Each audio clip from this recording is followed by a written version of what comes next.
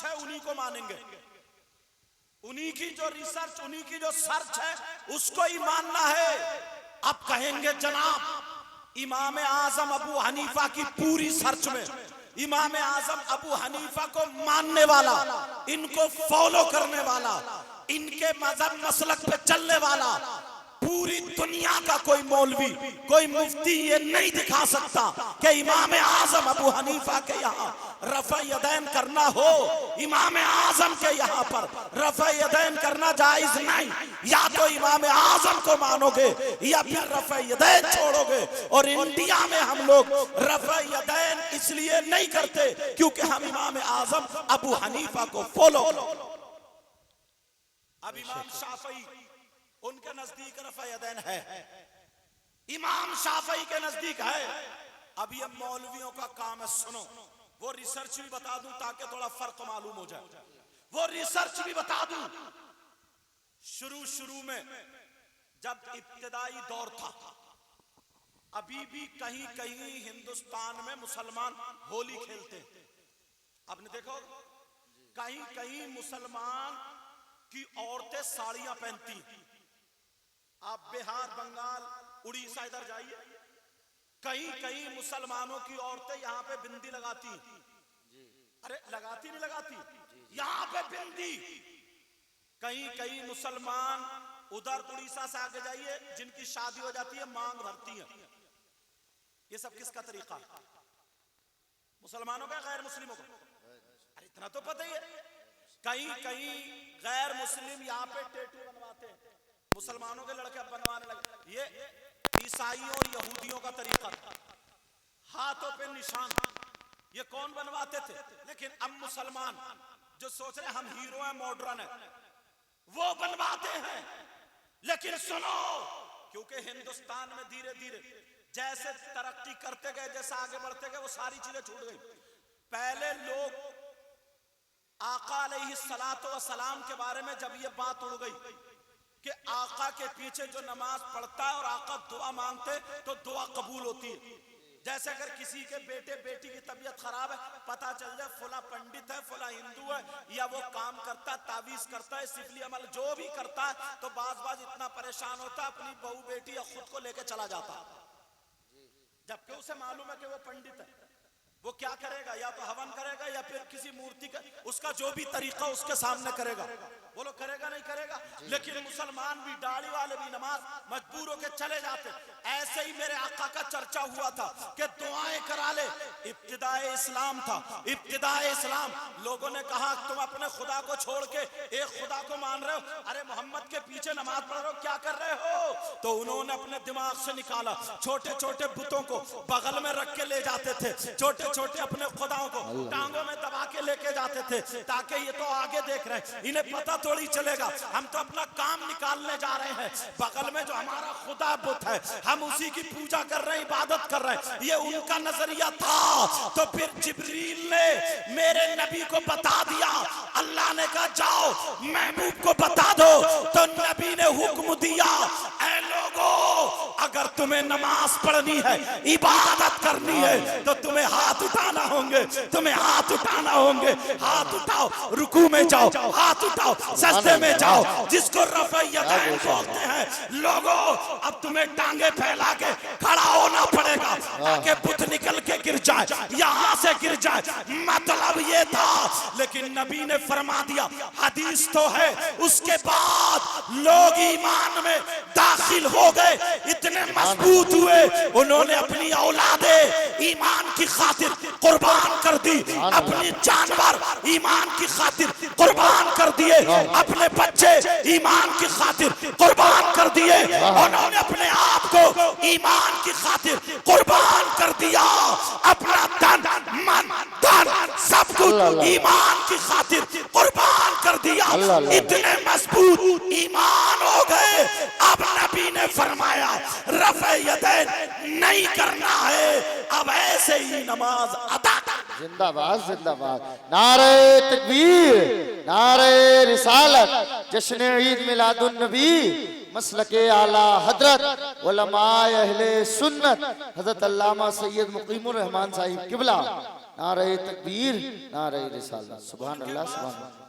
अच्छा, नबी के बाद फिर हजरत अबू बकर सिद्दीक ने तो नमाज पढ़ी होगी ना, या नहीं पढ़ी? कोई माई का लाल कह देगा हजरत अबू बकर सिद्दीक ने रफ़ैदैन करा, तो तुम ज्यादा जानते हो या वो ज्यादा जानते थे जिन्होंने नबी का झूठा खाया? वाह, क्या गोशा है। अरे मौलाए कायनात हजरत अली की नमाज अच्छी है तुम्हारी, अल्लाह अल्लाह। हमारी नमाज ऐसी है, नियत बन रही है, मच्छर ने काट फड़ाक दे तो यूं मारा। मौलाए कायनात के तीर लग गया, सजदे में गए, तीर निकलवाया नहीं जा रहा था, सजदे में गए, तीर खींच लिया, अली को पता ही नहीं चला। सुभान अल्लाह, बेशक। मौलाए कायनात हजरत अली की नमाज, इमाम आजम अबू हनीफा आला हजरत, जितने भी इमाम आजम अबू हनीफा के मसलक पे चलने वाले हैं, किसी मौलवी ने नहीं, किसी मुफ्ती ने नहीं, किसी पीर ने नहीं, किसी वली ने नहीं, किसी आलिम ने नहीं रफ़े यदैन नहीं किया, क्योंकि इनके यहाँ रफ़े यदैन है ही नहीं, बगैर रफ़े यदैन के नमाज पढ़ी।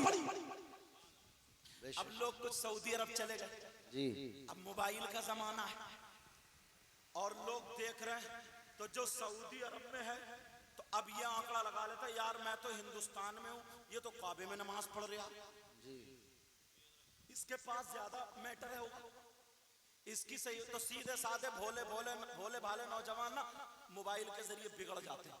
अब वो गांव में आता है तो नमाज पढ़ेगा, टोपी एक तरफ रख दी उनने और इतनी आस्तीन पहनी, टांग खोले, नियत बांधी, पढ़ रहे नमाज चल रही है ना। अब लड़के जितने बोले ये वहां भी हो गया, वहां भी हो गया। उसका पीछा जब लिया ना, जैसे कहीं ऊंट आ जा तो कुत्ते चिपट जा, उसका पीछा लिया ना, बोले वहां भी हो गया, वहां भी हो गया, वहां भी हो गया। वो कहने लगा तुम जाहिल हो, तुमसे कुछ आता ही नहीं है, मैंने सऊदी अरब में देखा लोगों को नमाज पढ़ते होते। अब लड़ाई झगड़े में होते होते होते होते वो यही कहता, हाँ मैं वहां भी हूँ, रोक लो, क्या करो, खत्म हो गया वो जी। बेचारे को मार दिया, ले जाके ढाक के पेड़ से बांध के। हर चीज तुम मोबाइल से नहीं सीख सकते। मोबाइल में भी उन मौलवियों की तकरीरें सुनो जो बाकायदा मौलवी है और सही है, वरना तो ऐसा ऐसा दज्जाल है कि तुम्हें पता भी नहीं चलेगा और ईमान लूट के ले जाएगा जी, बेशक हक बात है। एक हदीस बुखारी शरीफ की है, तुम जाके देखना। और मैं बताऊं तुम्हें, जब ये बात हुई थी ना, उसने हदीस दी, असल में मुझसे किस बात पे हुई थी, जब लोग सहाबा किराम ना जा रहे थे तो पानी की तंगी थी, पानी की किल्लत थी उस दौर में। जैसे अब से 50 साल पहले घरों में मकई खाई जाती थी, बाजरा खाया जाता था, चने की रोटी, गेहूं और चावल कम खाए जाते थे जी। अब दौर ऐसा, लोग ये नन्ही छाई जो है ना, मोटे चावल भी नहीं खाती, ये जो है बारीक खाते। ये क्या खाते बोलो, बारीक चावल। जैसे दौर होता जा रहा वैसे ही दौर। लेकिन सुनो, अब पानी की किल्लत थी, तंग, वो सहाबा किराम पीने का पानी रह गया था। इत्तेफाक से जब लेटे तो एक सहाबी नापाक हो गए। ये सुनने की बात है, क्या हो गए, नापाक हो गए। अब नहाना है नापाक, अब क्या करें, पानी है नहीं इतना, अगर ये नहा लेंगे तो प्यासे मरेंगे। अब क्या करें, चलो आका की बारी। आका ने कहा अगर वो गंदगी दिखाई दे रही है तो रेता डाल दो, खुशक हो जाएगी, सूख जाएगी, फिर उसको ऐसे झाड़ दो। पहले रेता भी तक गर्म होता है, और उसके निशान को खुरच दो किसी चीज से, खत्म कर दो। और अगर कहीं नहीं दिख रही है वो गंदगी, ना तुम्हारे जिस्म पे ना कपड़ों पे, तो नमाज पढ़ लो। वो एक मजबूरी थी। लेकिन हदीस तो है, अरब में आज भी जितने शेख हैं वो रात को बस अपना जो आप लोग जैसे ना रात को सोने का लिबास, लवर वगैरह, वो क्या क्या होते हैं पहनते, ऐसे ही वो पहने। अगर कहीं गंदगी है, बीवियों के साथ रहे, गंदगी है तो उसको साफ कर लिया, नहीं है तो बस ऊपर से जुब्बा डाला, वुजू बनाया, नमाज पढ़ लेते। नापाक आदमी। अब तुम पढ़ोगे क्या, उसने हदीस दिखा दिया। अगर तुम्हारे किसी के नौजवान को ये हदीस हाथ लग जाए तो तुम्हें तो बल्ले बल्ले हो जाओगे। तुम तो ये सोचोगे कि साहब नहाने की जरूरत ही नहीं है। और वो ये कहेगा ये गांव के इमाम साहब भी पढ़े हुए नहीं है, गांव का मौलाना लोग भी पढ़े हुए नहीं। अरे यहाँ पढ़ो नहीं, सबसे बड़ा इल्म मुझे ही है, क्योंकि मुझे ऐसी हदीस मिल गई। हाँ, अब सुनो ये सारी चीज, अब जब उसने दिखाई, हदीस दिखा दी, मैंने कहा हाँ है तो, और दूसरी तरफ हदीस अत्तहारतु निस्फुल ईमान, पाकी ईमान का आधा हिस्सा। मैं जब बुखारी लाया, मैंने बुखारी के तीसरी जिल्द निकाल और निकाल के मैंने वो हदीस दिखा दी। कौन सी हदीस? हुजूर ने फरमाया ऊंट का पेशाब पियो। क्या हुआ? सहाबा के, हुजूर के दौर में बीमारी फैली जिसको ताऊन की बीमारी बोलते हैं। उनकी आंतें फूलती थी और बस्ट हो जाती थी, जैसे साइकिल में पंचर हो जाता। बहुत सहाबा का भी इंतकाल हुआ। हुजूर ने 40 दिन नमाजें पढ़ी, कुनूत नाज़िला तभी नाज़िल हुई थी। कुनूत नाज़िला पढ़ते रहे हुजूर, दुआएं करते रहे, बीमारी हट न रही थी। तो जिब्रील को भेजा, कहा महबूब इस बीमारी की शिफा अल्लाह ने ऊंट के पेशाब में रखी। वो ऊंट जो 3-3 दिन पेशाब नहीं करता, कहा उसके पेशाब में रखी है। तो नबी ने फरमाया दवा के तौर पे ऊंट का पेशाब पियो, क्योंकि जान बचाना जरूरी है। कहा ऊंट का पेशाब पियो। कुछ सहाबा ने पिया, वो ठीक हो जाते हैं, लेकिन उसके बाद नबी ने हुक्म नहीं दिया, नबी ने मना फरमा दिया था। लेकिन जब पीने का कहा तो वो तो हुई, हदीस तो हुई। मैंने कहा बोल ऊंट का पेशाब पिएगा? बोल ऊंट का पेशाब पिएगा? पेशाब पिएगा? बोले नहीं पी सकता।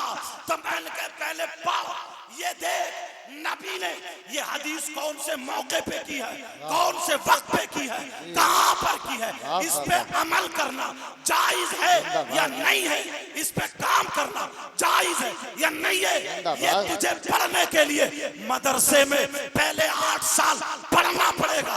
इल्म हदीस, उसूल हदीस, ये सब पढ़ना पड़ेगा, फिर तुझे पता चलेगा कौन सी हदीस पे अमल करो। नौजवानों, तुम एक रात में मुफ्ती नहीं बन सकते, एक रात में मोबाइल देख के आलिम नहीं बन सकते। अगर तुम्हें कोई बात मोबाइल में ऐसी लगे मिले तो अपने आप को मत बदलो, बल्कि उस बात की तहकीक करो, उसके बाद में उस पे अमल करो। बेशक बेशक, जिंदाबाद जिंदाबाद, हक बात है, हक बात। अब ये कह दिया, मसला ये पूछा कि नंगे सर नमाज होगी या नहीं होगी। अब मुझसे पूछोगे, मैं कह दूंगा हाँ हो जाएगी। अब वो उसी को लिए फिर रहा, यहाँ तक कि शर्ट पहनेगा, पैंट पहनेगा या जो भी लिबास है, और नंगे पांव नंगे सर बस खड़ा हो गया नमाज। यार कोई अदब भी कुछ होता है, तहजीब भी कुछ। नबी ने साफा क्यों बांधा, उसके नीचे टोपी क्यों ओढ़ी? सहाबा ने साफा क्यों बांधा, टोपी क्यों ओढ़ी? सर ढकने का हुक्म, मतलब खाना खाओ उसकी ताजीम तक में ये कहा कि सर ढक के खाना खाओ। कोई अच्छा आदमी आ जाता, कोई मौलाना तुम्हारे यहाँ पहुंचता, अगर नंगे सर हो ना तो खड़ाक से टोपी ढूंढते फिरते हो, लेकिन टोपी रख के हाँ हजरत कैसे आए। यार अदब में जरा सोचो, हम अल्लाह की बारगाह में जा रहे हैं, अल्लाह के घर में जा रहे हैं, वो बादशाहों का बादशाह है, वो सारी कायनात का मालिक व खालिक है, उससे बड़ा कोई नहीं, अल्लाह अकबर सबसे बड़ा है। उसकी बारगाह में खड़े हो रहे हैं, तो ऐसे खड़े हो रहे हैं, सीना निकाल के ऐसे खड़े हो रहे हैं जैसे कि पूछो ही मत। इसका मतलब ये है कि तुम अल्लाह से कम डर रहे हो। अगर तुम्हारे अंदर तहजीब होती, तमद्दुन होता, डर होता, तो ऐसे खड़े होते, ऐसे खड़े होते जैसे बड़े बड़े सहाबी कांपा करते। अल्लाह अल्लाह, ये बातें, लेकिन सारी चीजें वही नहीं मिलेंगी। बहुत अच्छा पैगाम। इस वक्त नई छाई में ये बातें चल रही, मसला जो इख्तिलाफी है ना निकाल के लेकर। अब उसने ये कह दिया कि साहब तुम्हारे यहाँ 11वीं शरीफ होती है, फाता होती है, ये 10वां तीजा 40वां, ये सारी चीजें होती है, ये कुरान और हदीस में दिखाओ, बताओ। ईमानदारी से एक बात बताओ, मैं तुम्हें ये बता दूं, जो चीज कुरान में नहीं, हदीस में नहीं, ये बात सुनने की, और जो नबी के जमाने में ना हुई हो, जो नबी के जमाने में ना हुई हो, उसके बाद में अगर वो हुई तो उसको बिदअत बोलते हैं। उसको क्या बोलते हैं? और लोगों के जहन में ये दाखिल हो गया कि सारी बिदअतें हराम है, सारी बिदअतें खराब हैं, सारी बिदअतें बुरी हैं। ये बड़ी तेजी से नौजवानों मोबाइल में लोग ला रहे हैं वरगला करके कि हमारे लिए सिर्फ कुरान और हदीस है, इसके अलावा नहीं। अब सुनो, कायदा मैं तुम्हें बता दूं, तुम खुद उसका रिजल्ट निकालो। कायदा ये है, जो चीज नबी के जमाने में नहीं, जो चीज कुरान और हदीस में सराहतन नहीं, जी अब उसके बाद की इजाद पैदावार है, तो वो बिदत तो है, मगर हर बिदत खराब नहीं। अगर वो चीज दीन और इस्लाम से टकरा जाए, किससे बोलो, शरीयत से अगर टकरा जाए तो वो तुम्हारे लिए गलत, उसको मत करो, छोड़ दो।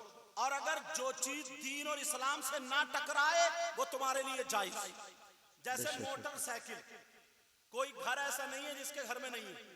क्या हुजूर के जमाने में मोटरसाइकिल थी? कुरान में मोटरसाइकिल तुम्हारी यामा और कौन कौन सी स्प्लेंडर और तुम्हारी बुलेट, इसका जिक्र है, हदीस में है नहीं। तो फिर तो ये भी बिदअत हो गई। मौलाना भी टंगे फिर रहे हैं, मैं भी और तुम भी सब टंगे फिर रहे हैं।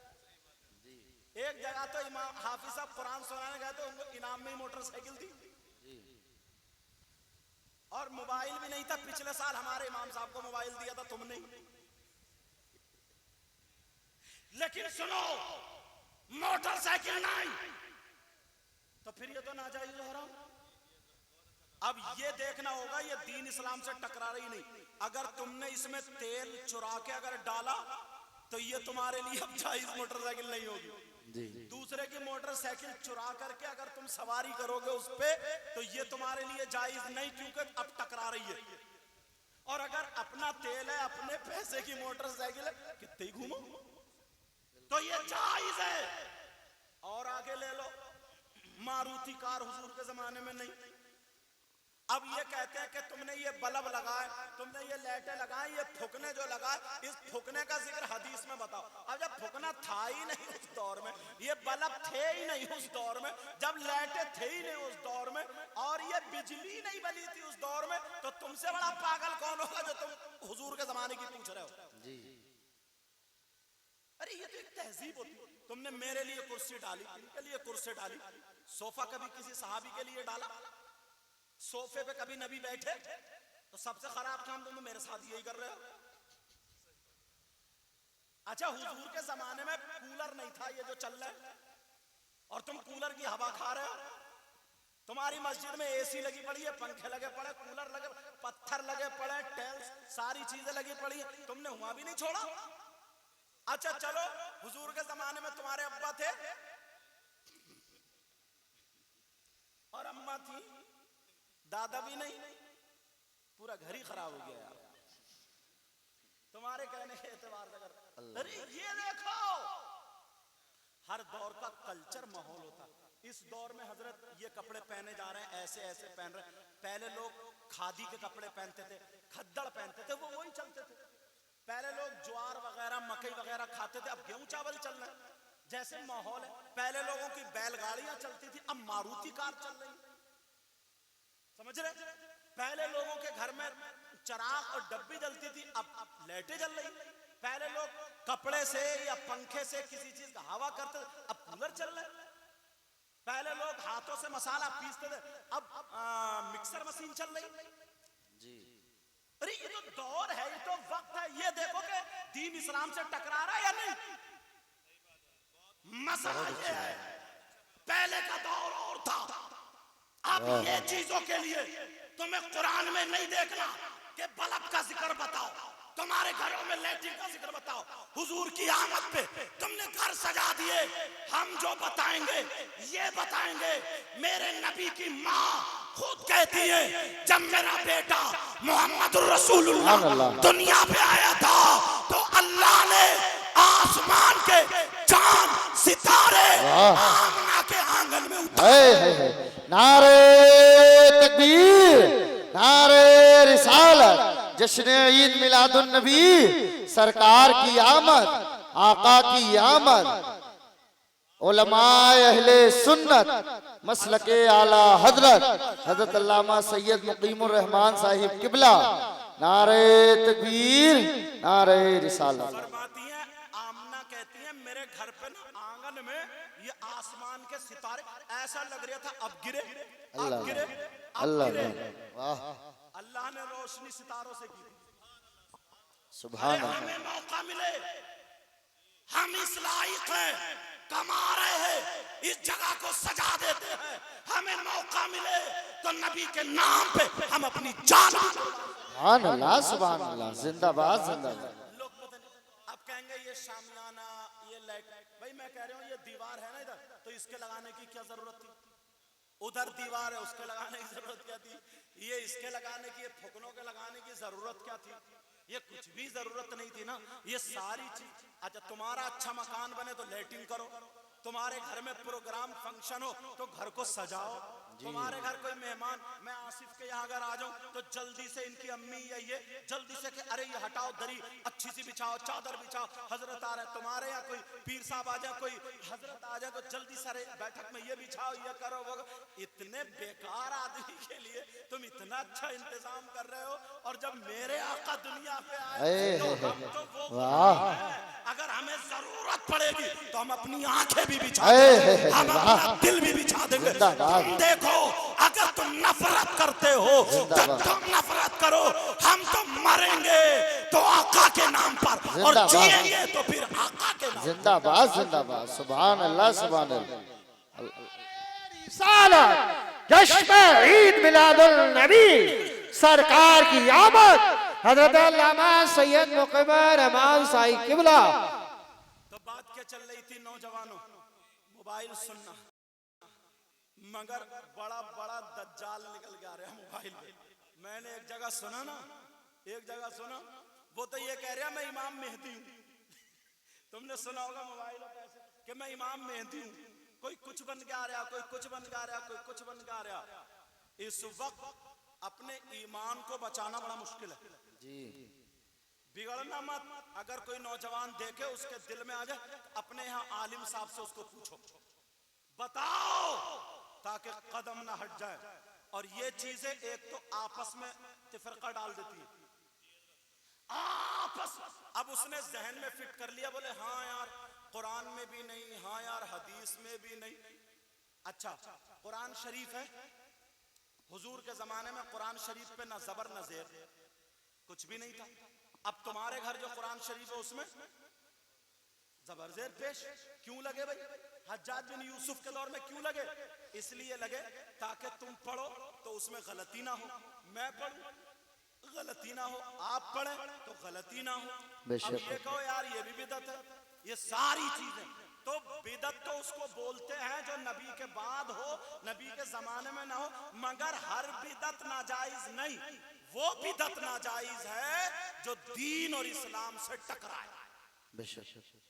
जैसे कि तुम्हारे यहाँ शादी हो, उसमें आतिशबाजी छोड़ो, तुम्हारे यहाँ शादी हो बैंड बाजा मंगाओ, तुम्हारे यहाँ शादी हो नाचने वाली औरतें या आदमी को बुलाओ, तुम्हारे यहाँ शादी हो डांस पार्टी हो, तुम्हारे यहाँ शादी हो या कोई भी शरीयत के खिलाफ काम हो, बियर पिए, शराब पिए, ढोल डमक, ये सब नाजायज और हराम है। इसके खिलाफ हम भी बोलते हैं, तुम भी बोलो। समझ में आ रही है बात? मेरी तरफ तवज्जो रखो, सारी चीजें। मगर अब वो नौजवान क्या समझता ना, कहता अरे यार अब तो मुझे बुखारी शरीफ की हदीस याद हो, अब तो ये हदीस पूछेगा, हाँ सियासत्ता में है बुखारी शरीफ में। अरे मैंने खुद हदीस देखी साहब, रफ़ा यदैन, उसमें तुम क्यों नहीं कर रहे? तो अब किन लोगों ने किया था, बाद में नहीं किया, उन लोगों का अकीदा किया था, बाद वालों का क्या है वो तुम खुद समझ लो। नबी की हजरत पूरी जिंदगी रही। दो हदीसें हैं, एक हदीस में नबी के बाल यहाँ के कानों की लौ तक थे, एक सहाबी ने बयान किया, एक सहाबी ने बयान किया यहाँ तक थे नबी के बाल। अब किसकी माने, किसकी माने, कैसे करे? पिछले जलसे में मैं आया, जिन लोगों ने देखा होगा तो मेरा जुब्बा मुझे भी पता नहीं, शायद ये वाला ना हो, दूसरे कलर का था। उन लोगों ने देखा, वो कहे कि हजरत इस कलर का जुब्बा पहनते हैं। अब के जिन्होंने देखा तो इस कलर का। पूरी एक जिंदगी है ना हुजूर की, तो हुजूर के बाल, अब जब उसकी तहकीक में जाओ सर्च में, हुजूर के बाल ऐसे लच्छेदार थे, खमीदा थे। हुजूर के बाल होते किसी किसी के गुच्छेदार होते और किसी के एकदम सीधे होते। अगर भीगे हुए बाल कोई नहा के आए तो उसके भीगने की वजह से बाल फैले हुए होते, और जब थोड़ी देर नहा हुए होते तो सुकड़ के ऊपर को चले जाते। हुजूर सल्लल्लाहु अलैहि वसल्लम के बाल गुच्छेदार थे, तो हुजूर सल्लल्लाहु अलैहि वसल्लम के बाल सुकड़ के ना यहाँ कानों की लौ तक आए। तो सहाबी ने जब देखा तो हुजूर के बालों से गद्दियां दिखाई दे रही थी। तो वो झूठ थोड़ी बोलेंगे, तो वो तो वही बयान करेंगे, उनकी बात भी सच है। और हुजूर सल्लल्लाहु अलैहि वसल्लम नहा के आए, जब काढ़ रहे थे तो कंघी से काढ़ेंगे थोड़ी देर के लिए बाल सीधे हो जाते। तो काढ़ते हुए देखा, बोले हमने देखा हुजूर के बाल शरीफ यहाँ तक थे, उनकी बात भी सच्ची है। अब कोई यहाँ तक रख ले वो भी जायज, कोई यहाँ तक रख ले वो भी जायज, लेकिन दोनों सहाबियों ने बयान किया, दोनों सहाबियों ने।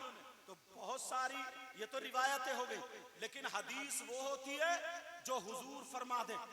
अब हुजूर या कर दे। एक बात और बताऊं, एक सहाबी आए, बोले हुजूर आका मुझे कंगन पहनने का बड़ा शौक है, और वो भी सोने का, ये कंगन नहीं छूटेंगे। सुराका नाम है उनका, ये कंगन नहीं छूटेंगे सोना। तो हुजूर ये कहते नहीं, ईमान लाए या मतलब, मगर ये तो सोना पहनना मर्द के लिए ना जायज़ हराम। हुजूर ने फरमाया तेरे लिए जायज है, जब पहन ले, चल ईमान ले। अब कोई सहाबी उनको मना ही नहीं करता था, अल्लाह, क्योंकि ना हुजूर ने फरमा दिया, क्या तो तुम भी सोना पहनोगे? लेकिन जो फरमाया हदीस तो हुई, कौन सा मौका है, कौन सा महल है, कौन सी जगह, ये देखना पड़ेगा। हदीस को समझने के लिए उसकी जमीन समझना जरूरी है, उसके हालात समझना जरूरी है। समझ में एक सहाबी आए, कहने लगे आका मुझे ईशा की नमाज बड़ी करनी लगती है, बहुत लंबी है, फजर में उठा नहीं जाता, ये 2 नमाजें अगर रह जाए ना, 3 नमाजें पढ़ूं तो मैं ईमान ले आऊंगा। हुजूर ने फरमाया तो 3 ही पढ़ चल। सुभान अल्लाह। अब अगर कोई ये कहे, अब किसी सीधे साधे भोले वाले को सऊदी अरब चला गया, उसे ये 3 नमाजों की हदीस मिल गई, वो तो गांव में आके खुच्चड़ काट देगा, कहेगा यहाँ के मौलवियों से कुछ नहीं आता, मैं देख के आया जी। मगर इस पगले को यही पता नहीं है, या ये इसने मोबाइल में सुन लिया, अब जल्दी से बंद कर देगा, कहेगा अब पूछूंगा मैं इमाम साहब से, इमाम साहब 3 टाइम की नमाज पढ़ूंगा, 3 टाइम की नमाज फर्ज है। इमाम साहब का क्या गुस्सा, बोले निकल चल, 5 वक्त की नमाज फर्ज है, पढ़ वरना निकल जा। लड़ाई झगड़ा लग, तो वो समझा ना कि इमाम साहब भी जाहिल है, क्योंकि उसके हाथ आई। अब मुझे बताओ, नबी ने एक सहाबी के लिए ये कह दिया कि तू 3 टाइम की नमाज पढ़, उस पे 3 ही टाइम की नमाज फर्ज थी, समझ में आ गई। लेकिन किसी सहाबी ने उसको नहीं टोका, क्योंकि मेरे आका बानी शरीयत है, मेरे नबी बानी शरीयत है, लेकिन हमारे तुम्हारे सबके लिए 5 वक्त की नमाज फर्ज है। अब तो ये कहे, निकला एक फिरका, हजरत वो 3 टाइम की पढ़ रहा जी, उसे तो हदीस मिलना चाहिए।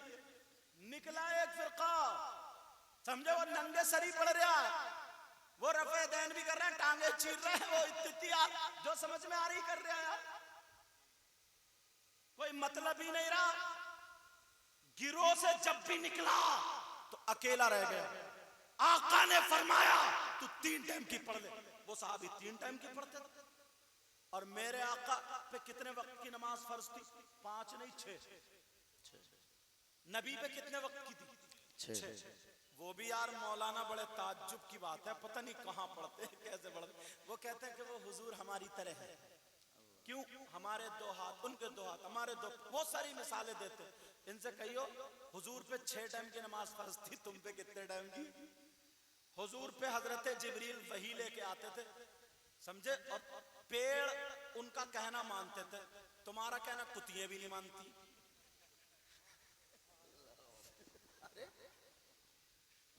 हजरत अब्दुल्ला, सुनने की बात है, याद आ गई मुझे।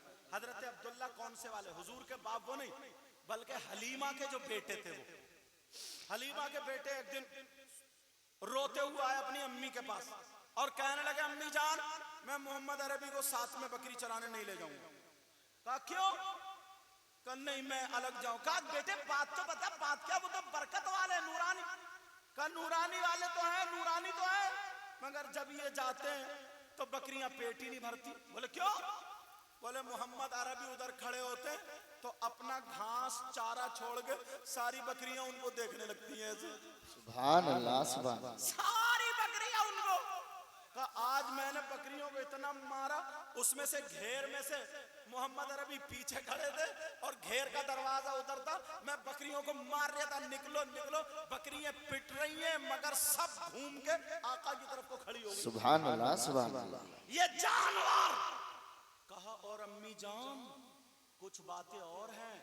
कहा क्या बेटा? कहा अम्मी जान मैंने देखा मोहम्मद अरबी जिधर को जा रहे ना तो पत्थर उन्हें सलाम कर रहे हैं, सुभान अल्लाह, पेड़ ताज़ीम के लिए झुक रहा है। सुभान और अल्लाह। अम्मी जान मैंने देखा मोहम्मद अरबी धूप में बैठते ना तो बादल उनके सर पे छाई करने आ जाता। सुभान अल्लाह। और ये मौलाना कह रहा मेरी तरह यार हद हो गई है बेवकूफी की।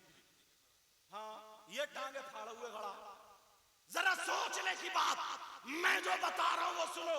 मेरे नबी पर 6 वक्त की नमाज फर्ज थी, 6 वक्त की नमाज, तहज्जुद की नमाज भी। अब सुनो जो मेरे आका ने फरमा दिया। इसलिए नौजवानों मोबाइल में सबकी तकरीरें सुन के तुम कामयाब नहीं हो सकते हो। पहले ये देखो कि ये तकरीर करने वाले का नजरिया क्या। बेशक हक बात है। दो शागिर्दों में अगर लड़ाई हो जाए, दोनों की एक ही बात हो जाए, अलग अलग सुनो तो दोनों को बयान करने का अंदाज अलग होगा जी। दोनों का अलग। नौजवान कुछ बड़ी तेजी से इस तरफ जाते जा रहे हैं, ये सोचते हैं यार ये तो बड़ी रो रो के तकरीर कर रहा, यार ये तो बड़े अच्छा मौलाना, किसी को बुरा कहते ही नहीं। ये बड़ी चल रही है कि यार ये तो किसी को बुरा कहते ही नहीं, ये तो कुछ भी नहीं कहता। अच्छा तो कुरान ने क्यों कहा फिर?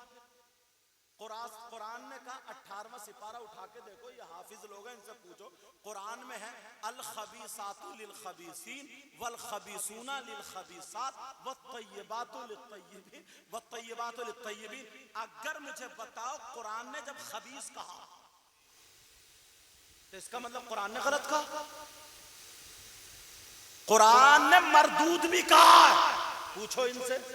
कुरान ने शैतान भी कहा, पूछो इनसे। क्या कुरान में नहीं आया? कुरान ने तो खिंजीर भी कहा। इन्नमा हर्रमा अलैकुमुल मैतता वद्दमा वलहमल खिंजीर, खिंजीर का जिक्र भी उसमें। अब मुझे बताओ ये सारी चीजें क्या तुम हक नहीं बोलोगे?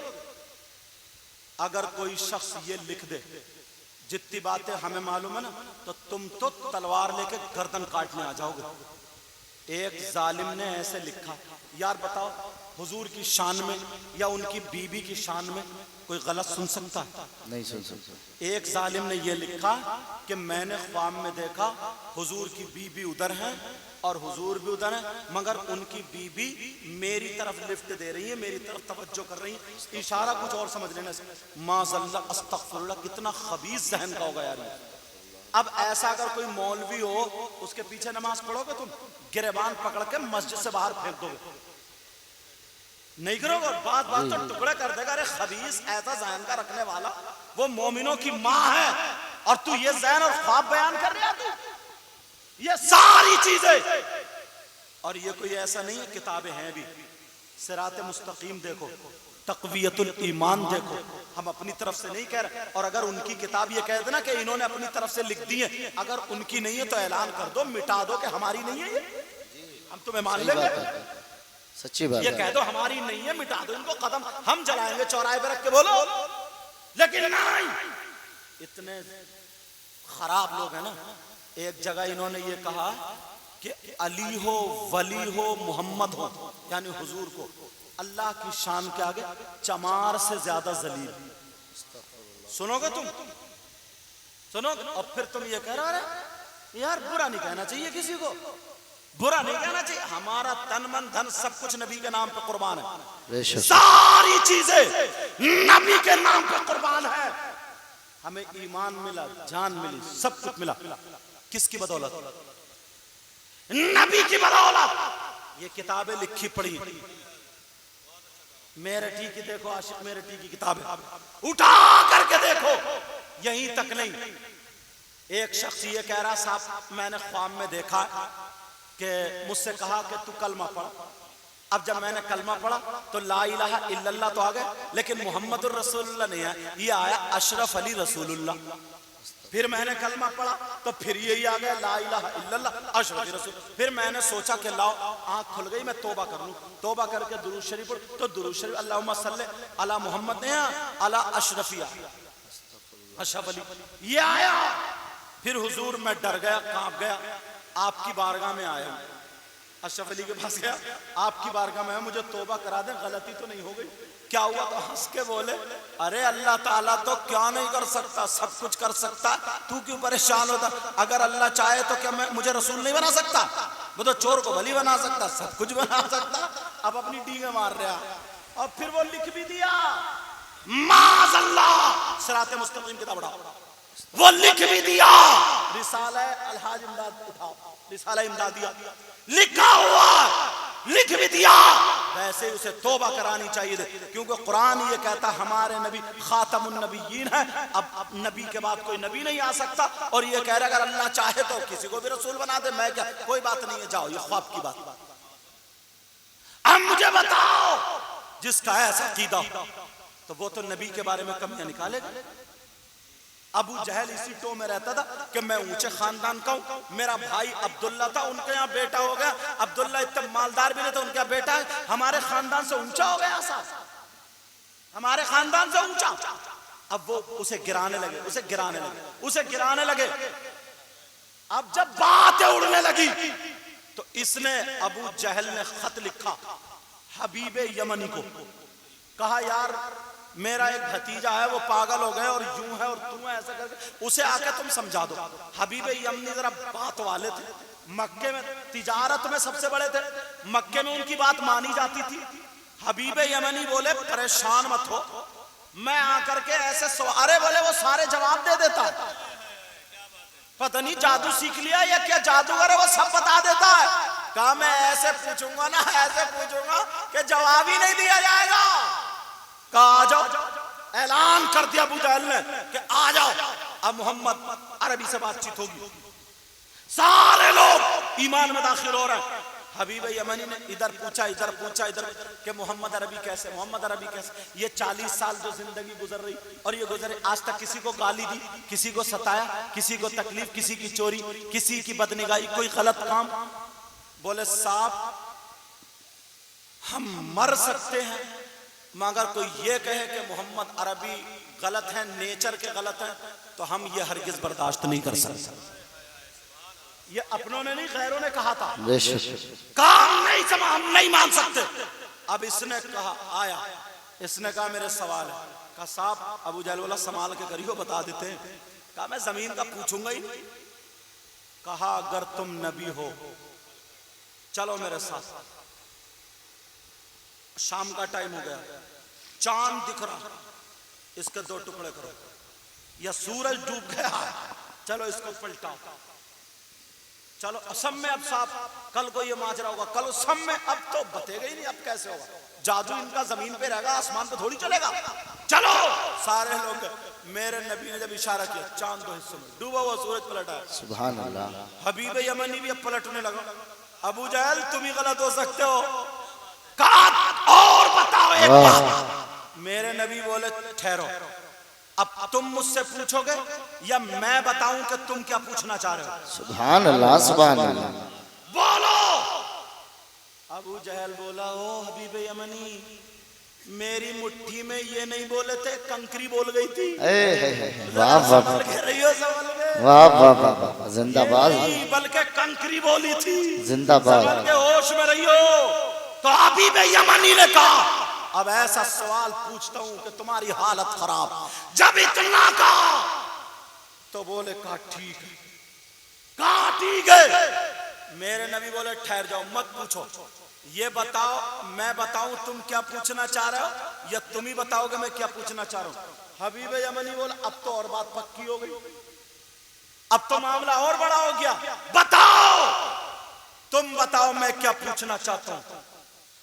कहा सुन, तेरे घर में एक बेटी जो पांवों से बेकार है, अपाहिज, आंखों से बेकार है, हाथों से लुंजी है, तू दिल में ख्याल करके चला था अगर नबी है रहमतुल लिल आलमीन है तो दुआ कराऊंगा शिफा मिल जाएगी।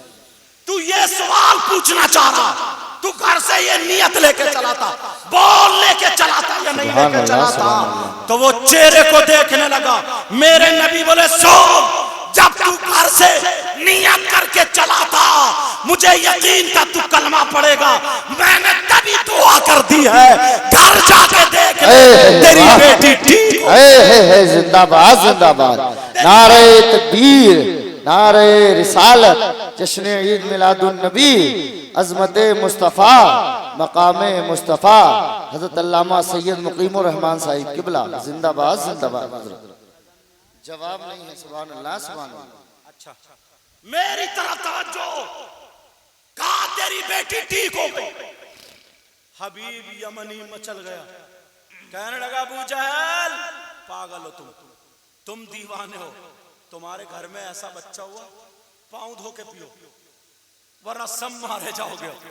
सारे लोग जब इतना कहा और वो दौड़ा, और जब गया दरवाजा खटखटाया तो वही बेटी दरवाजा खोलने आई। सुभान अल्लाह। जो पांवों से चल नहीं सकती थी, हाथों से बेकार थी, आंखों से बेकार थी, हबीब यमनी ने बेटी को चिपटा लिया, कहा बेटी ये बता तू ठीक कैसे हुई? तो वो बेटी कहने लगी अब्बा जान, एक काली जुल्फों वाला आया था, एक चांद से चेहरे वाला आया था, एक ऐसा नूरानी चेहरे वाला आया, इससे पहले कभी नहीं देखा। वो कह रहा था बेटी हम तेरे बाप को कलमा पढ़ाएंगे, तू भी कलमा पढ़ ले। अब्बा जान मैंने कलमा पढ़ा, उसने दुआ कर दी, वो बेटी मैं ठीक हो जाती हूँ। वो हबीब यमनी दौड़ा, नबी के कदमों पे गिर गया और कलमा पढ़ लिया, ला इलाहा इल्लल्लाह मुहम्मदुर रसूल। सुभान अल्लाह सुभान अल्लाह, जिंदाबाद जिंदाबाद। अब जरा सोचो, जरा गौर करो, तवज्जो करो, ये बातें क्यों याद नहीं आती, ये तरीके मालूम क्यों नहीं होते? एक साल में ये मत समझना कि मैं इन कमेटी वालों की तारीफ इसलिए कर रहा हूं, कोई भी अगर अच्छा काम करे ना तो तुम भी तारीफ करो, कोई भी अच्छा काम करे उसका साथ दो, कोई भी अच्छा काम करे उसकी हिमायत करो, मदद करो, टांग मत खींचो। यही तुम्हारे गांव में चोरी भी हो सकती थी, डकैती, सारे काम हो सकते थे, मगर आज लोग दूर दूर से इंतजार में रहते कि वहां पर रवन्ना में प्रोग्राम होगा, जलसा होगा, लड़के कई कई महीने से पहले। और ये आसिफ और इनके साथ में थे, इन्होंने एक साल पहले मुझसे कह दिया, बोले हजरत अगर सैयद अमीरुल कादरी की तारीख मिल जाए तो ले लेना। हजरत उन्हें बड़ी मेहनत है, बड़ी काबिल, कई मरतबा ऐसी मुलाकात हुई उनकी मेरी जलसे में प्रोग्राम में, मगर जैसे अब मैं वहां था तो हजरत अल्लामा तौसीफ साहब तकरीर करके चले गए, ऐसे ही हम लोगों का रहा, कोई बाकायदा बातचीत नहीं हो पाई। लेकिन क्यों?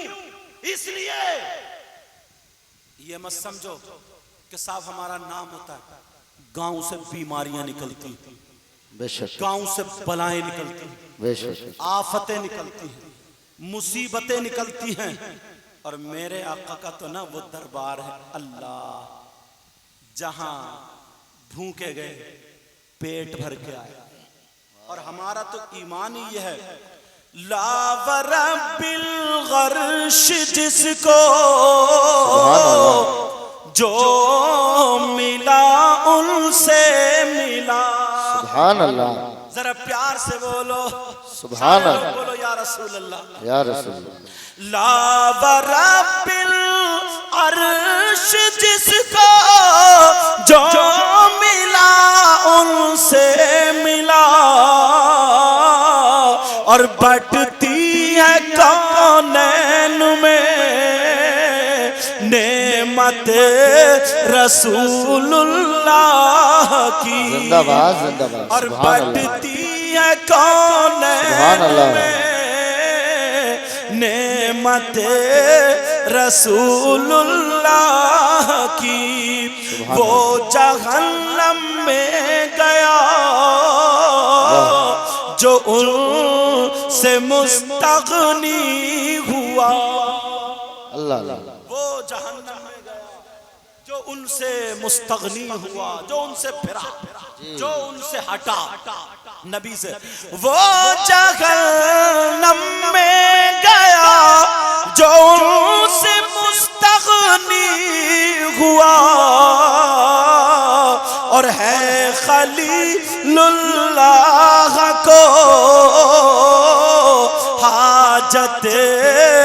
रसूलुल्लाह की जिंदाबाद और है खलीलुल्लाह को हाजत रसूलुल्लाह की। सुभान अल्लाह सुभान अल्लाह। जिंदाबाद। बहुत प्यारा शेर है, पढ़ दूं। जी। टूट जाएंगे गुनाहगारों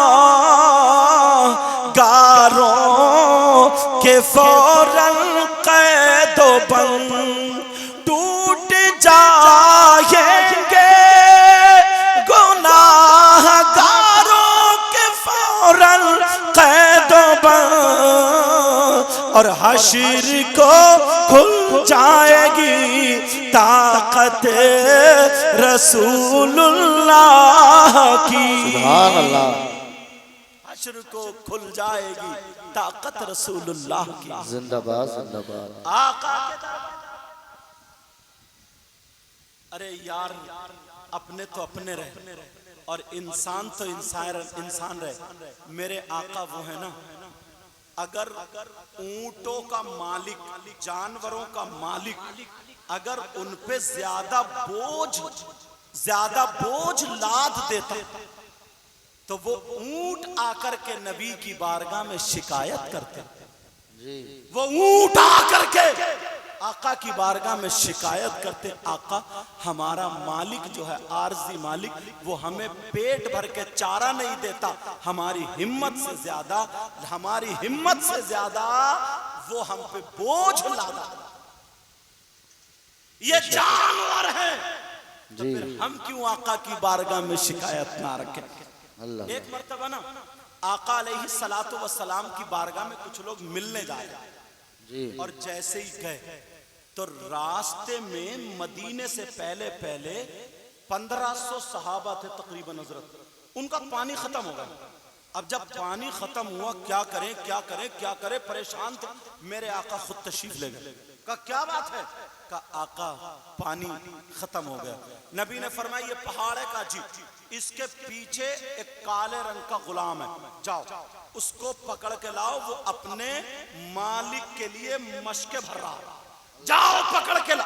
2 सहाबी गए, कहा चलो हमारे आका बुला रहे हैं। उस गुलाम को क्या पता, बोला कौन आका, कैसे आका? अरे चलो तो लाए पकड़ के। मेरे नबी ने फरमाया सारे लोग अपने अपने बर्तन भर लो। 1500 लोग, नबी ने मशक पे हाथ रख दिया था, 1500 लोग, सबके लिए पानी हो गया। जानवरों ने पिया, उन्होंने पिया, का बर्तनों में भर लो, सारे लोगों का पानी बर्तन भर गए। लेकिन सुनो, अब उस गुलाम के मशकीजे जो थे वो खाली हो गए। एक ने कहा आका, सोने आका, प्यारे आका, इस बेचारे के तो खाली हो गए। आका ये गरीब के तो खाली हो गए, इसका क्या होगा? मेरे नबी के दरबार से कोई खाली नहीं जाता। नबी ने फरमाया इसका मुंह उठाओ मशक्का, और आका ने अपना हाथ उसमें डाल दिया। जैसे ही हाथ डाला, यहां से चश्मा फूट गया, पानी निकलने लगा। और जब पानी निकला वो मशक को भर देता है। जैसे ही मशकीजा भरा, अब वो देखने लगा, कभी नबी को देखे, कभी हाथ को देखे। वो काला गुलाम देख रहा, कहने लगा मन अंता, आप कौन हैं? वो बोले अना मुहम्मदुर रसूलुल्लाह, मैं मोहम्मद अल्लाह का रसूल हूँ। वो देख रहा, कभी हाथ को देखे, कभी नबी की जात को देखे, कभी मशक को देखे, कभी नबी के मुकद्दस चेहरे को देखे। वो कह रहा ये कौन है? अरे इनके हाथ से पानी निकला। अब जरा सुनो, जब मशक भर जाता है, कहा जाओ अपने मालिक के पास ले जाओ। गुलाम कहने लगा बाद में जाऊंगा, पहले मुझे कलमा पढ़ा करके मुसलमान। जिंदाबाद जिंदाबाद, सुभान अल्लाह सुभान अल्लाह। अब कलमा पढ़ा, अब मेरे नबी भी प्यार में आ गए। अब जब नबी प्यार में आए तो नबी ने फरमाया तू भी मांग क्या मांगता, मांग क्या मांगता है? तो मालूम है उसने क्या मांगा? उसने ये नहीं मांगा कि मैं बादशाह बन जाऊं, मैं मालो दौलत इकट्ठी कर लूं, मुझे ये पहाड़ सोने का बनवा दो। वो एक चीज से बड़ा दुख में रहता था। कौन सी चीज से? जिसमें कुछ नौजवान भी दुख में रहते हैं, अगर उनके चेहरे पे दाने निकल आए या इसी तरह, तो पता नहीं कौन कौन सा क्रीम, डॉक्टरों से दवाइयां लिखवाना और पता नहीं क्या क्या इस्तेमाल कर देते, करते नहीं करते। तो वो इस चक्कर में रहता, कहता था आका मेरा रंग बहुत काला, बिल्कुल सुन काला था, बिल्कुल इंटरनेशनल ब्लैक था वो गुलाम था। आका बहुत ही काला हूं, मुझे कोई समझ के देखता नहीं। आका ऐसा करो, थोड़ा सा कालापन कम कर दो, थोड़ा खूबसूरत बना दो। मैं परेशान। नबी डांट सकते थे उसको, कह सकते थे पागल हुआ क्या?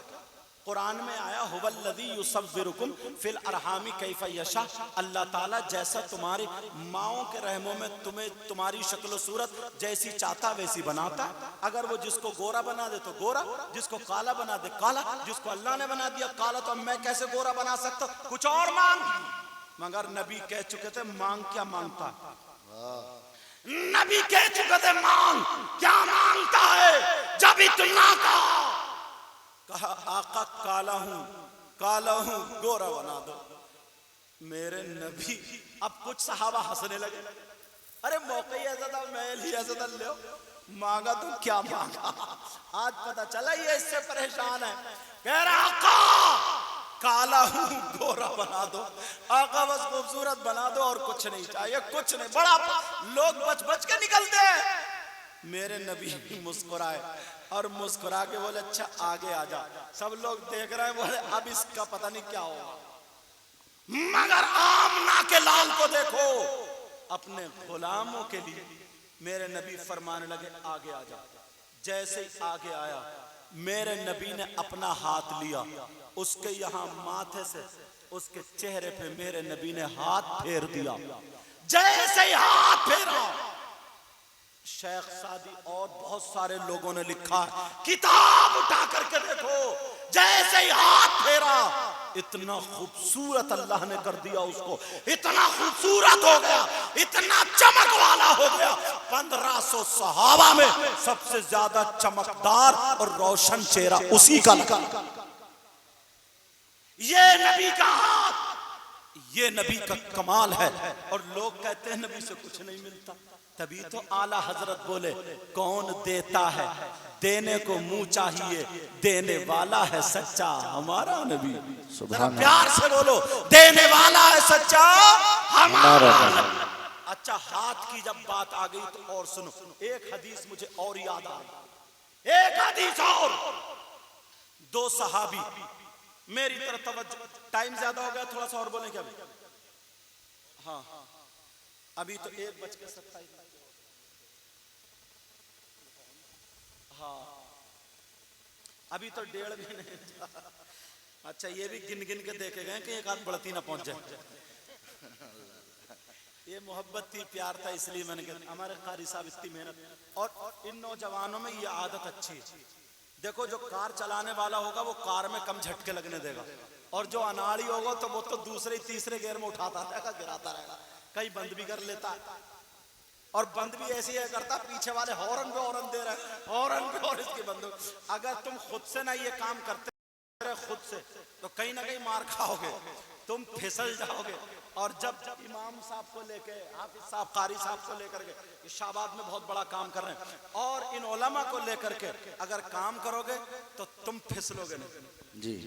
और ये तुम काम अच्छा करते हो, हजरत को और इमाम साहब को, इनको सबको लेके चलते हो, क्योंकि ये इस चीज के एक्सपर्ट है, इस चीज में कामयाब है।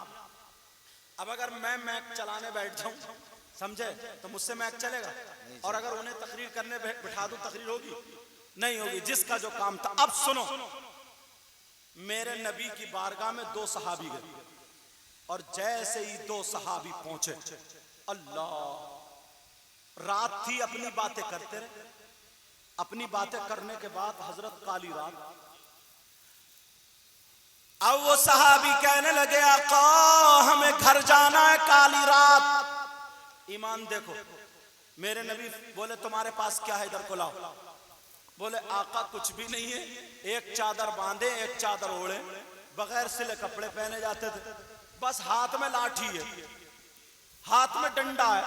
हदीस शरीफ है ये, हाथ में डंडा। मेरे नबी ने फरमाया ये लाठी लेकर के मेरे पास आ जाओ। वो लाठी लेकर के आए। ओ लोगो जरा सुनो, आमना के लाल के पास जब लाठी लाई गई, वो डंडा लाया गया।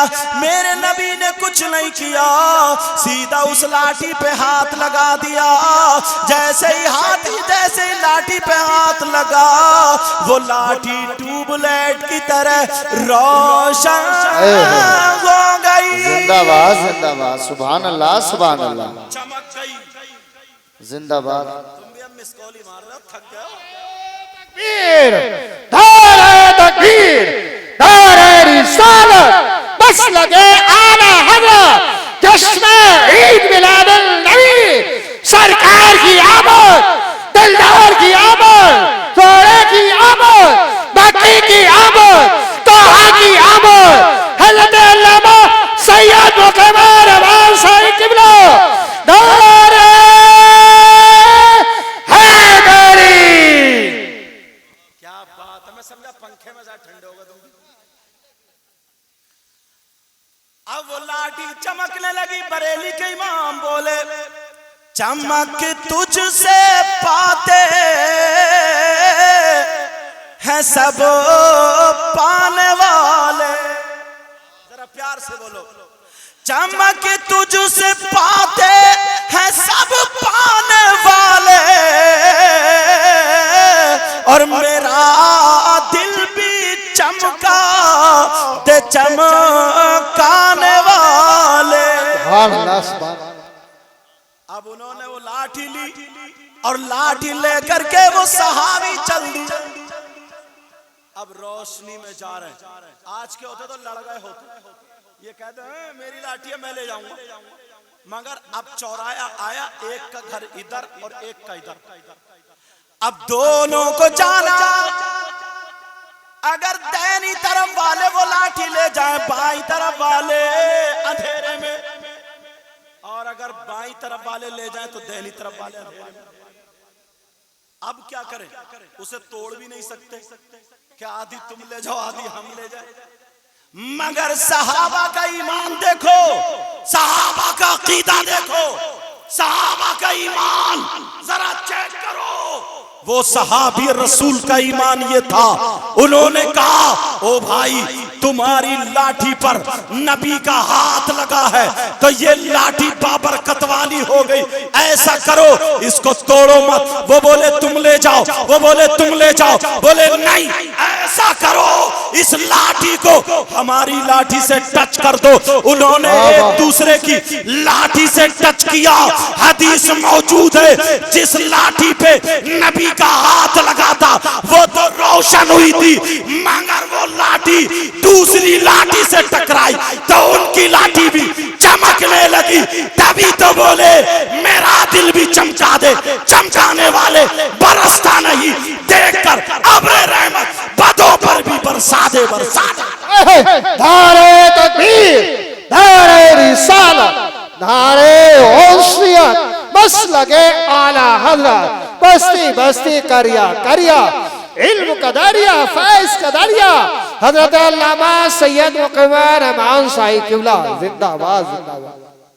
आका अलैहिस्सलातु वस्सलाम पूरी जिंदगी ना अगर बयान करते जाओ, जिस पहलू को भी अगर उठा करके देख लो, जिस पहलू को भी, तो वो एक अलग नजर आता है, वो एक अलग नजर आता है। किसी भी पहलू को उठाओ यार, उनकी तरह किसी का वो पहलू हो ही नहीं सकता। जब मेरे आका पैदा हुए थे, ये बात सुनो, 12 रबीउल अव्वल 20 अप्रैल सन 571 पीर के दिन सुबह सादिक के वक्त हमारे नबी दुनिया पर तशरीफ लाए। अब जब सुबह हुई ना तो पूरा मक्का हजरत खुशबूदार, पूरा मक्का मुअत्तर, खुशबू ही खुशबू, गलियों में खुशबू, इधर खुशबू। सारे लोग जब उठे तो चर्चे कर रहे हैं, अरे यार आज हुआ क्या है, आज मक्के के हालात बदले हुए।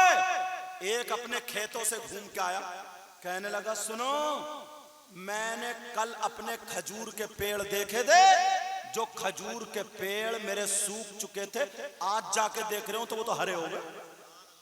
बोले कुछ तो हुआ है। दूसरे बोले सुनो, मेरे घर में जानवर बकरियां दूध नहीं दे रही थी, खुशक हो गई थी, अब सुबह देखा तो सबके थन दूध से भरे पड़े। बोले कुछ तो हुआ। औरतें कह रही हमारी जब आंख खुली पिछली रात में देखा आसमान के सितारे, ऐसा लगता हमारे आंगन में गिरने वाले हैं। आज हुआ क्या? सारे लोग बयान कर रहे हैं कि जानवर आपस में गुफ्तगू कर रहे हैं, मछलियां गुफ्तगू कर रही हैं, हर तरफ एक नया माहौल है, हर तरफ हरियाली है, कहा खुशी खुशी है। मामला क्या है? एक शख्स आया, सुनो जो मैंने देखा है वो तुमने नहीं देखा, वो बात अलग। कहा क्या? बोले सुनो, मैंने देखा खानदान कुरैश के सरदार अब्दुल मुत्तलिब एक बच्चे को गोद में लेके जा रहे हैं, और वो बच्चा ऐसा कि आज तक किसी की मां ने ऐसा बच्चा पैदा नहीं किया। मेरे नबी गोद में थे। खानदान कुरैश का सरदार अब्दुल मुत्तलिब बच्चे को लेके जा रहे हैं, और कहा मैं काबे में था, अपनी आंख से देख के आया हूं। जिन खुदाओं को हम चूमते थे, जिन खुदाओं को हम पूजते थे, वो कह रहा है काबे के इर्द गिर्द जितने खुदा थे, जैसे ही वो बच्चा काबे में पहुंचा, सारे खुदा उनके बुत थर थरा के नीचे गिर जाते हैं। और वो कहने लगा सुना, मैंने जो देखा है वो और सुना। कहा अब्दुल मुत्तलिब उस बच्चे को लेकर के जैसे ही खाना काबा के पास पहुंचे तो मैंने देखा, अपनी आंखों से देखा, खाना काबा उस बच्चे की तरफ को झुक रहा था, काबे की मेहराब झुक रही थी, काबा झुक रहा था।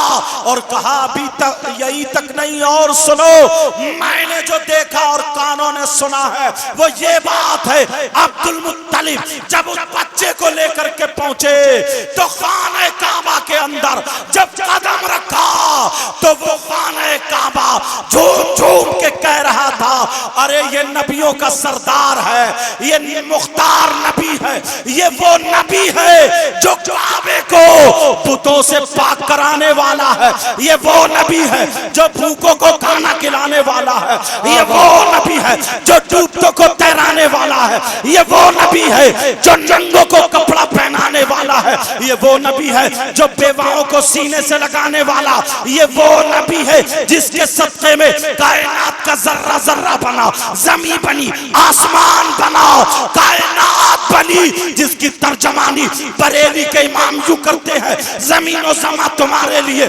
मकीनो मक्का तुम्हारे लिए, चुनीनो चुना तुम्हारे लिए, बने दो जहां तुम्हारे लिए।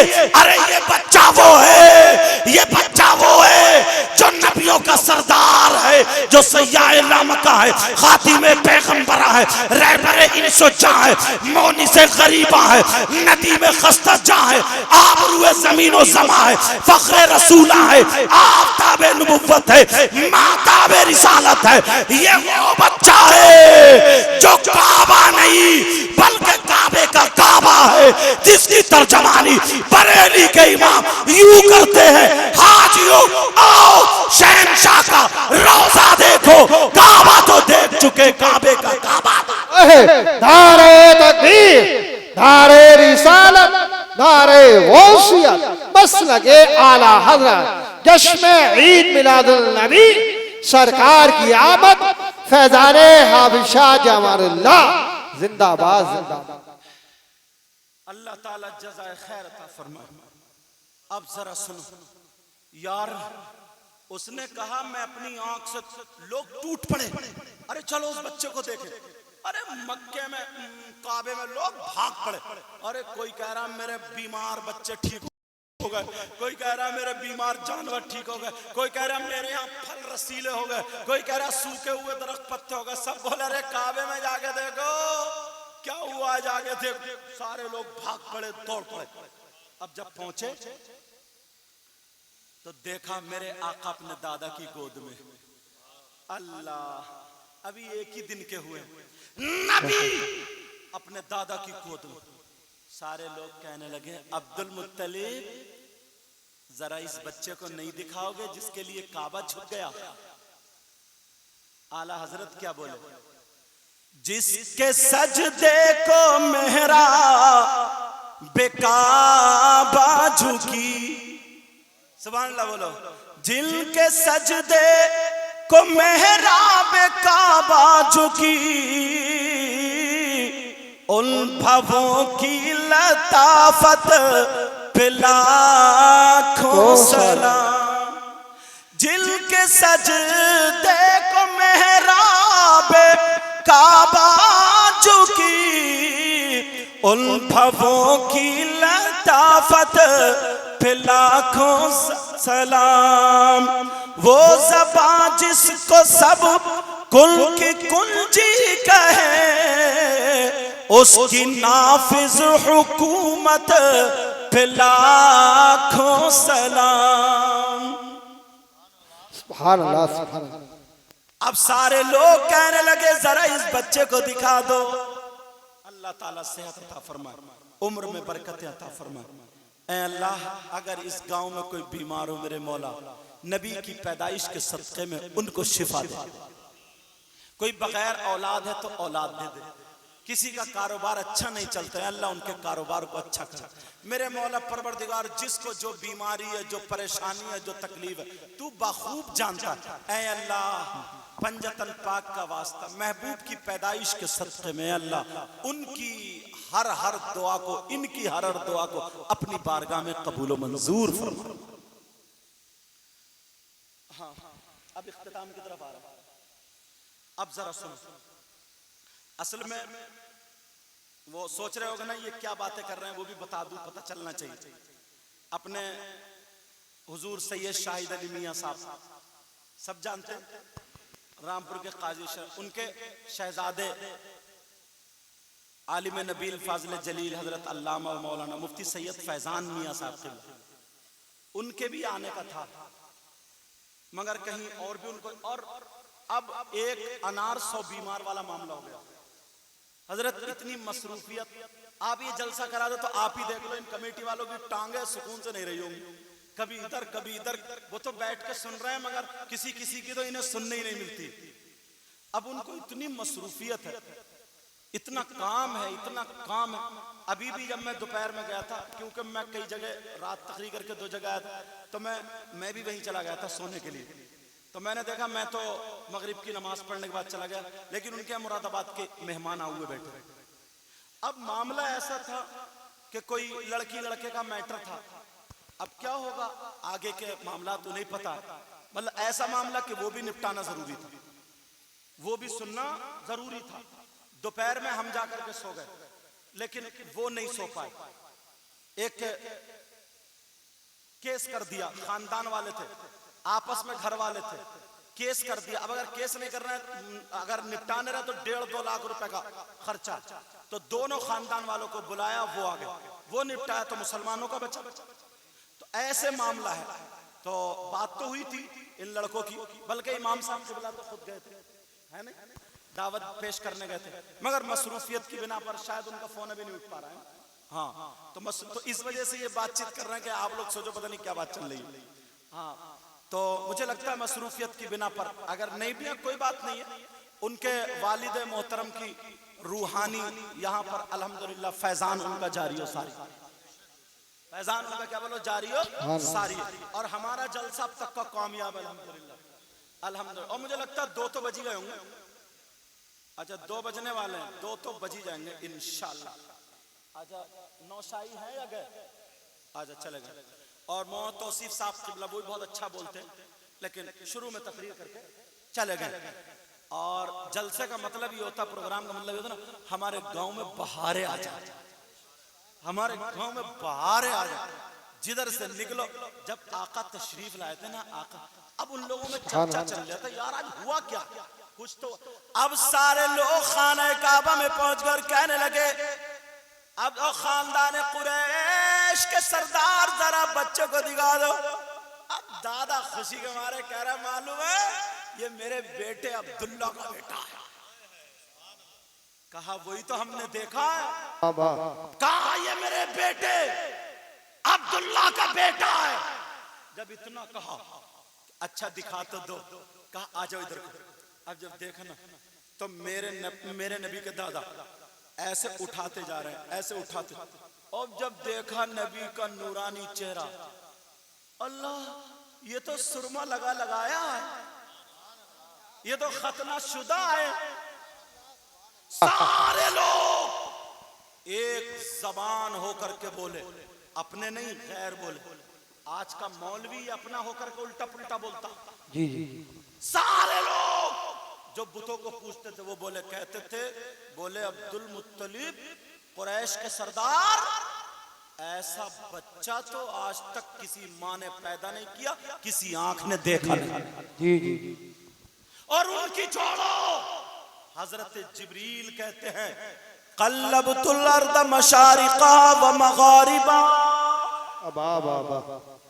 मैंने जमीन को उलट पलट करके देखा, चप्पा चप्पा देखा, छान मारा, मगर आमना के लाल जैसा किसी का लाल नहीं देखा। क्या बात है, बात सुभान अल्लाह। इमाम बोले, यही बोले सिदरा वाले चमने जहां के थाले, यही बोले सिदरा वाले चमने जहां के ताले, सभी मैंने चाल डाले, तेरे पाए का न पाया, तुझे यक ने यक बुलाया, तुझे यक ने यक बुलाया, वही रब है जिसने तुझको हमत करम बनाया, हमें भीख मांगने को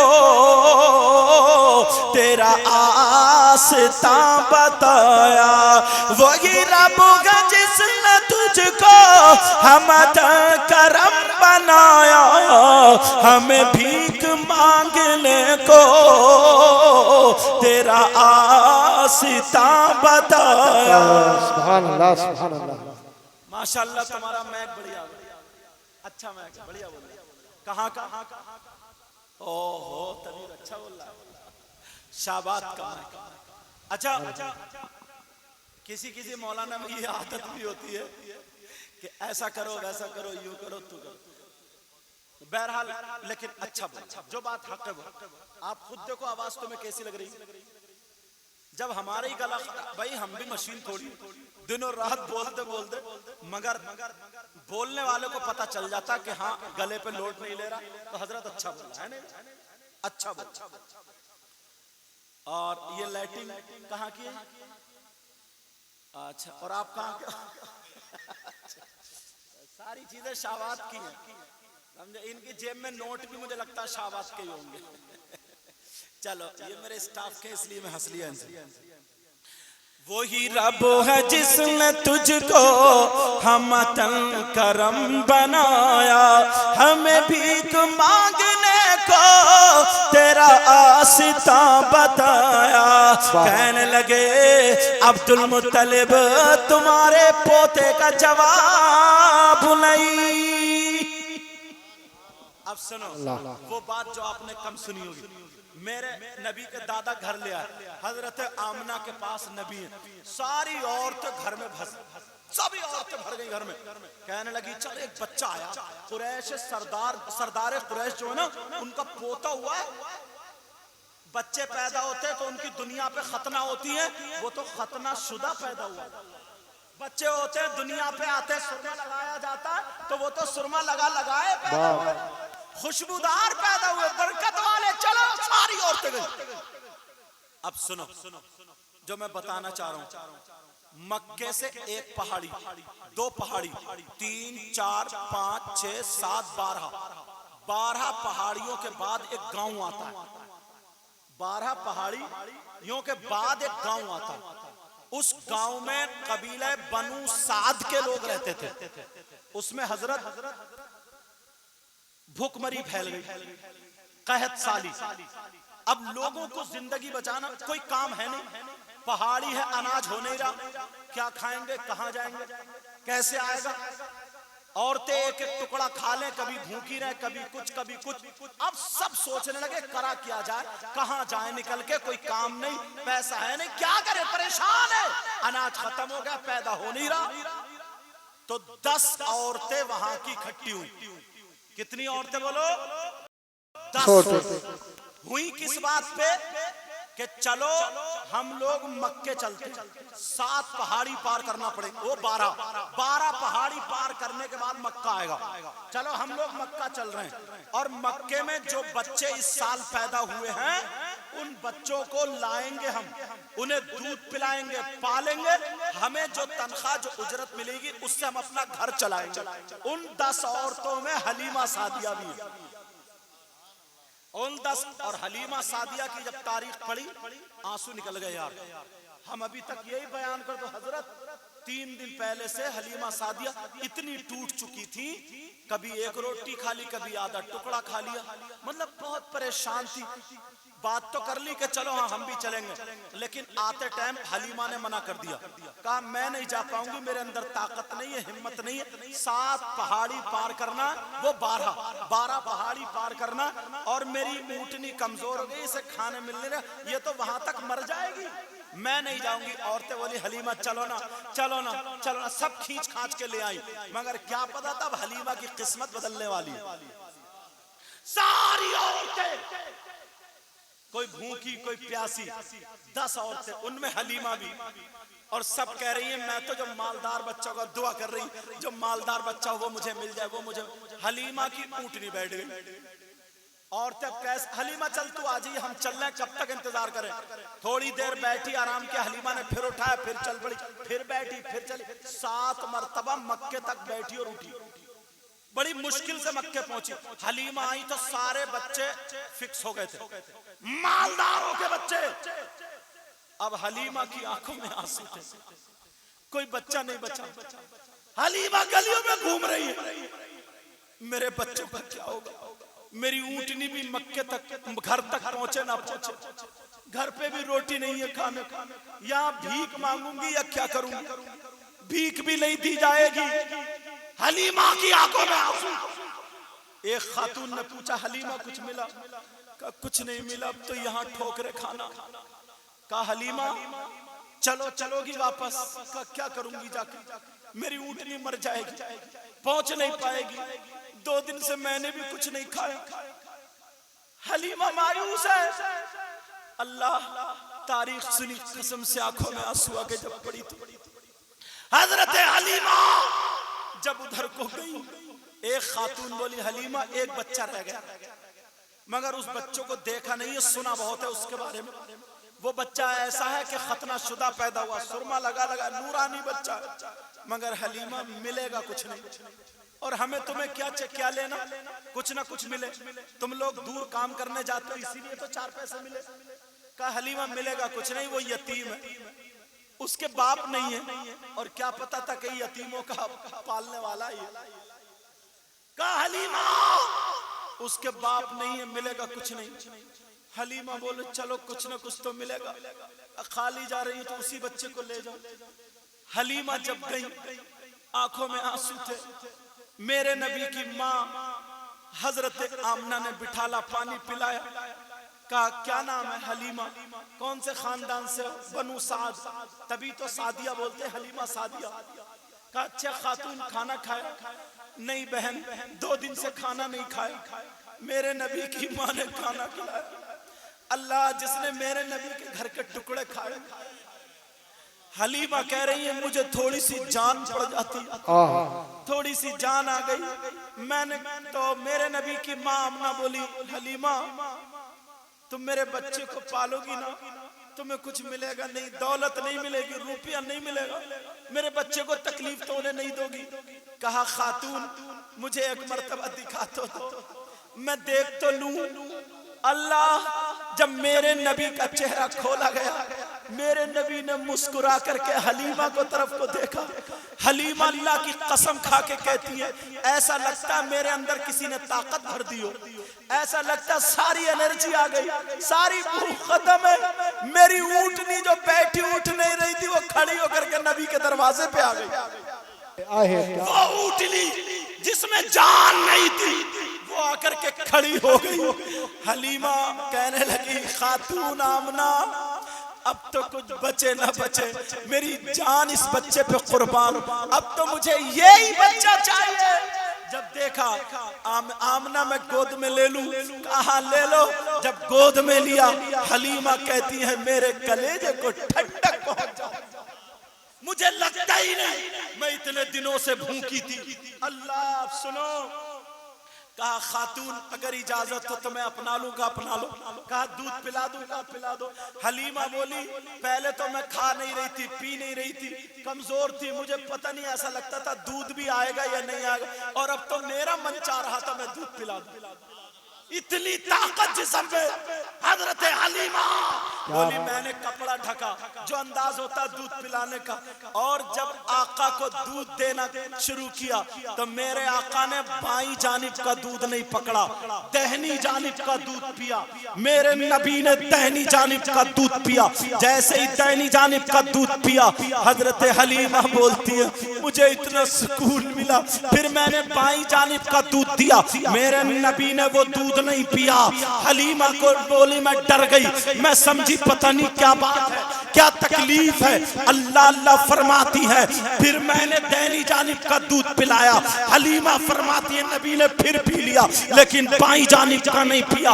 आमना से कहने लगी, हलीमा बोली मेरे बाईं जानिब का नहीं पीता, ये बच्चा क्या बात है? कहा हलीमा ये मेरा बेटा है, ये नबियों का सरदार है, ये बताओ तुम्हारे घर में कोई बच्चा है? कहा जी एक बेटा है, उसका नाम अब्दुल्ला है। कहा ये बताओ वो तुम्हारा दूध पीता है? कहा पीता है। कहा यही तो है, मेरे बच्चे की शान अपने भाई का हक नहीं मारता, एक दूध खुद पीता है और एक अपने भाई के लिए छोड़। नारे तकबीर, नारे रिसालत, जश्न ईद मिलादुल नबी, सरकार की आमद, दिलदार की आमद, हजरत अल्लामा सैयद मुक़िमुर रहमान साहिब किबला, ख्वाजा का हिंदुस्तान, रमन्ने का सुन्नी मुसलमान, नारे हैदरी। मेरे नबी ने, आज हम कहते हैं कि नबी का दामन नहीं छोड़ेंगे। ईमानदारी से बताओ, तुम देखो अपने भाइयों का हक अदा कर रहे हो, अपनी माँ का हक अदा कर रहे हो, अपने बाप का हक अदा कर रहे हो? देखो इस बात को, नबी अभी एक ही दिन, अभी 10-12 ही दिन की, मगर भाई के लिए दूध छोड़ दिया। ये मेरे आका। अब हलीमा फरमाती है जब मैं आका को लेकर चली तो मेरी ऊंटनी पहले चलती नहीं थी, अब रुक नहीं रही। पहले चलती नहीं थी और औरतें बोली हलीमा क्या खिला दिया है ऊंटनी को? अब तो जिधर से हलीमा जा रही है खुशबू ही खुशबू, खुशबू ही खुशबू। हलीमा मक्के में क्या माल ज्यादा हाथ आ गए, कौन सी खुशबू खरीद ली है? हलीमा बोली खुशबू नहीं खरीदी, ये तो वो बच्चा है जिसके पसीने से खुशबू आती। मेरे नबी जिस रास्ते से गुजर जाते थे ना तो खुशबू ही खुशबू। बरेली के इमाम बोले उनकी महक ने दिल के गुंचे खिला दिए हैं, उनकी महक ने दिल के गुंचे खिला दिए हैं, और जिस राह चल दिए हैं कूचे बसा दिए हैं, जिस राह चल दिए हैं कूचे बसा दिए हैं। हलीमा जा रही है खुशबू। अल्लाह ताला इन बच्चों का मुस्तकबिल रोशन फरमाए। अपने बच्चों को ये सिखाया करो, बचपन से ही जो आदतें होती है ना, अच्छी आदतें आगे तक रहती है। समझे? बच्चे खाना खाएं तो फौरन क्या करो, बेटा हाथ धो के अदब से बैठो, दुआ पढ़ो। कोई इमाम साहब आए बेटा हाथ चूमो, कोई नमाजी आए चलो सलाम करो, कोई बड़े आए तो बेटा देखो तुम्हारे ताऊ आए या चचा आए सलाम करो। उससे बेइज्जती नहीं होती, ये मत समझियो। गरीब भी अगर आए ना तो सलाम करवाओ, फिर आगे तक वो बच्चा वही सीखता। आगे तक वो बच्चा वही सीखता। अब हलीमा जा रही है ना, औरतें कह रही हैं हलीमा जिधर से निकल रही है खुशबू ही खुशबू। अब घर पहुंच गई तो वो एक बकरी जो थी ना, जो मरने वाली थी, वो भी ठीक हो गई। अब सुनो, बस आखिरी बात है और मैं अपनी गुफ्तगू खत्म करूं। अब औरतों में ये था, बीमारी उस गांव में बहुत फैल गई, बहुत ज्यादा बीमारी, बहुत ज्यादा। लेकिन मेरे नबी जब गए तो बीमारियां खत्म होने लगी। किसी पे नबी का हाथ लग गया, किसी पे पांव लग गया, बीमारी खत्म। हजरत हलीमा ने क्या किया, मेरे नबी के पांव एक बड़े बर्तन में, कूंडे में, मिट्टी का बर्तन जो उसमें धुलवा दिया, और धुलवाने के बाद हजरत हलीमा ने पूरे गांव में बंटवा दिया। नबी के पांवों का धोवन बट रहा, और ये मौलवी कह रहे इतनी टांगे चीर के खड़े हो रहा, कह रहे हमारी तरह। यार पागल ही है ये। अब जरा सुनो, मेरे नबी के पांव धुलवाए और धुलवा करके हलीमा ने बांट दिया। अगर बीमार था, डॉक्टरी जहां फेल थी, हिकमत फेल थी, ठीक नहीं हो रहे थे, मेरे नबी के पांवों का धोवन जिसने पिया वो ठीक हो जाता है। गांव में बहारे बहारे आ जाती हैं। बरेली के इमाम फिर बोले, जिनके तलवों का धोवन है आबे हयात, जिनके तलवों का धोवन है आबे हयात, है वो जान मसीहा हमारा नबी, अपने मौला का प्यारा हमारा नबी, दोनों आलम का दूल्हा हमारा नबी। खल्क से औलिया, औलिया से रसूल, और रसूलों से आला हमारा नबी, सब चमक वाले उजलों में चमका किए, अंधे शीशों में चमका हमारा नबी। ये हमारे आका का जिक्र था। आप लोग मुबारकबाद के लायक, किसी दुनियादार की महफिल में नहीं, इन कमेटी वालों के बाप की, भाई की, बहन की, या किसी और का प्रोग्राम नहीं, हम सबके आका का प्रोग्राम। समझे, ये रसूल पाक की महफिल में बैठे। अल्लाह ताला आपको सलामत रखे, इतना दे कि उनकी दुनिया और आखिरत दोनों रोशन फरमा दे।